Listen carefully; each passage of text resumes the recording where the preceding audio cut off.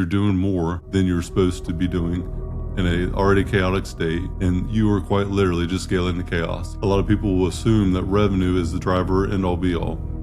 It is vitally important, yes. But if you make $100 million in revenue and it costs you $102 million, I don't care how much revenue you make, that's a bad business. A lot of businesses go out of business because they don't scale appropriately. So you have to make sure that you can manage the measurables. You can control what you can't control, so what you are able to manage doesn't break. I'd rather be sidelined trying to achieve greatness than watch greatness achieved and it only set on the sideline. Now introducing your host, Jacob Emery. This episode of the Iron and Infrastructure Podcast is brought to you by Unlocking Greatness with Jacob Emery, a coaching community built for those ready to become the strongest version of themselves. Weekly calls, proven playbooks, and a community built to grow. Greatness is not given, it's unlocked. Join us today at jacobemery.com or DM coach at jacobemery44 on all social media platforms. You just need to do more revenue. Doubtful. If revenue would fix your business, it would have probably already happened. Why do a lot of people assume that revenue is going to fix all your problems? If you cannot generate revenue, know how you're generating it with a clear operational function, why would adding more to that make it better? More is not normally better. Normally, less is better when you understand exactly how you're getting there. I've heard a lot of business owners or consultants say that your problems will be fixed if you have X amount of revenue or get X amount more. But if you can't do it on a smaller scale, then what is getting bigger going to create? And chaos do not scale. You cannot scale chaos. If you try to scale chaos, you just end up with more chaos. If you have a drinking problem, going to the bar after you go out to a restaurant where there's alcohol isn't going to help you not drink. It's going to scale your chaos even more. More is not better in this case.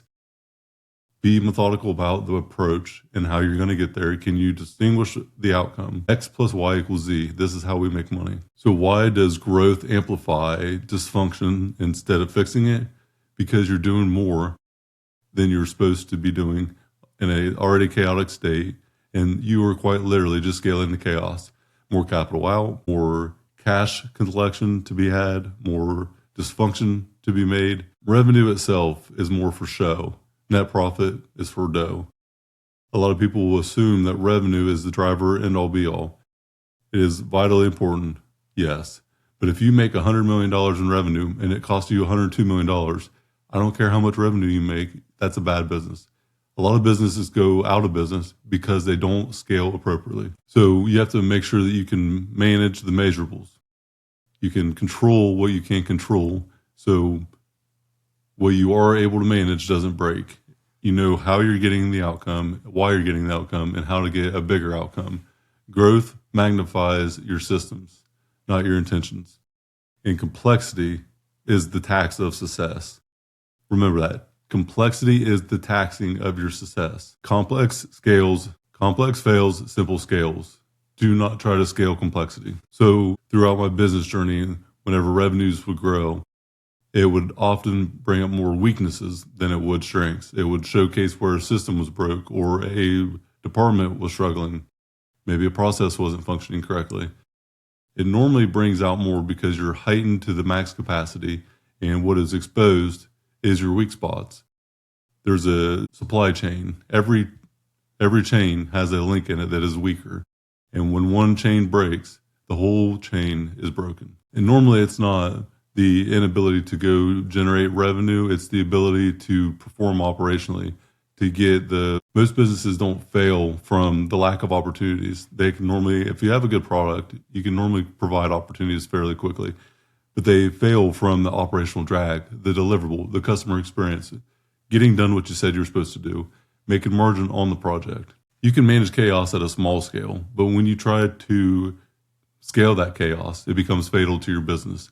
It starves your cash. It takes you out of a functional place and creates nothing but dysfunction, creates pressure, undue pressure on the team. It does a lot of different things. In order to scale, you need to have stability. You know how the money's coming in, you have good margins, you have good planning financially, and you have a good product deliverable. Strong businesses are built from the inside out. They understand the foundational roots of how they make money, and the stability has got to be in place for the scalability. So stabilize and then scale, not the other way around. A lot of times people think that revenue is going to fix your issues. It's not going to. If you generate more revenue and you already have problems now, you're just going to generate more problems. You're just creating bigger problems. More operational duties to fill, more deliverables to have, more chaos all around. Revenue won't fix your business if your business is already dysfunctional. So if your business is complex, take a seat, reanalyze it, simplify it, and then scale. But don't try to scale chaos. Stop telling yourself one day. It isn't about one day, it's about day one. Today should be your day one. What you need isn't another day. What you need is clarity with the community to give you confidence to unlock your greatness.